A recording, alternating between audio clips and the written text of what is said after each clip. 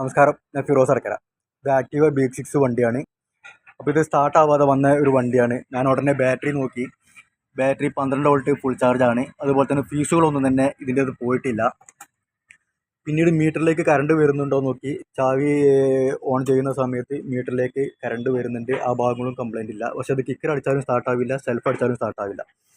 അങ്ങനെ ഈ switch complaint ഉണ്ടോ എന്ന് അറിയാൻ വേണ്ടി സ്വിച്ച് ഒന്ന് അഴിച്ച് നോക്കിയതാണ്. ഈ സ്വിച്ചിലേക്ക് 4 കണക്ഷനാണ് വരുന്നത്. അതിൽ ബ്ലാക്കിൽ വൈറ്റ് കളർ ലൈനുള്ള ആ കണക്ഷനിൽ മാത്രമേ നമുക്ക് കറണ്ട് വരുള്ളൂ.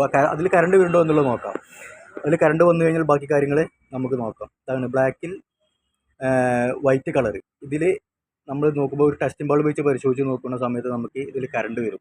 കണ്ടില്ലേ, അത് വളരെ കൃത്യമായിട്ട് വരുന്നുണ്ട്.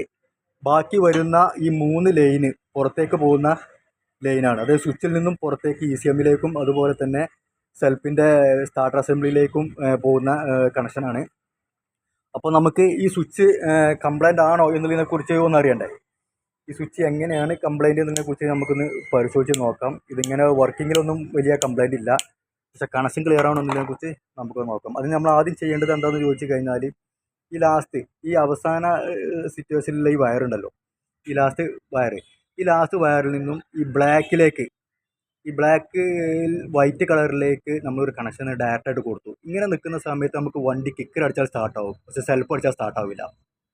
അപ്പോൾ വണ്ടി കിക്കർ അടിച്ചാൽ സ്റ്റാർട്ടാവണമെന്നുണ്ടെങ്കിൽ ഈ ബ്ലാക്കിൽ വൈറ്റ് കളറും അതുപോലെ തന്നെ തൊട്ടപ്പുറത്തേക്കുള്ള ഒരു വയറും തമ്മിൽ ഇതേപോലെ ഒരു കണക്ഷൻ നമ്മൾ കൊടുക്കുക. അതിനുശേഷം ഈ മഞ്ഞയിൽ പച്ച ലൈനുള്ള കണക്ഷൻ അത് നമ്മളെന്ത് ചെയ്യുക, അതും കൂടെ നമ്മൾ അതിൻ്റെ തൊട്ടടുത്തുള്ള ഒരു കണക്ഷനിലേക്ക് കൊടുത്തു കഴിഞ്ഞിട്ട് ഈ 4 വയർ ഇങ്ങനെ ചെയ്ത് കഴിഞ്ഞാൽ നമുക്ക് ബ്രേക്ക് പിടിച്ച് കഴിഞ്ഞാൽ കണ്ടോ ഈ വണ്ടി സ്റ്റാർട്ടായി.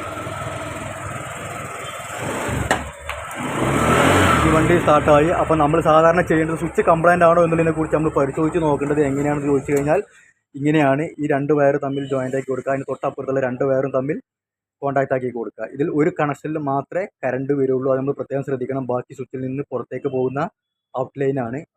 അപ്പോൾ ഈ അറിവ് നിങ്ങളെല്ലാവരും ഒന്ന് ഷെയർ ചെയ്യുക പരമാവധി. Thank you.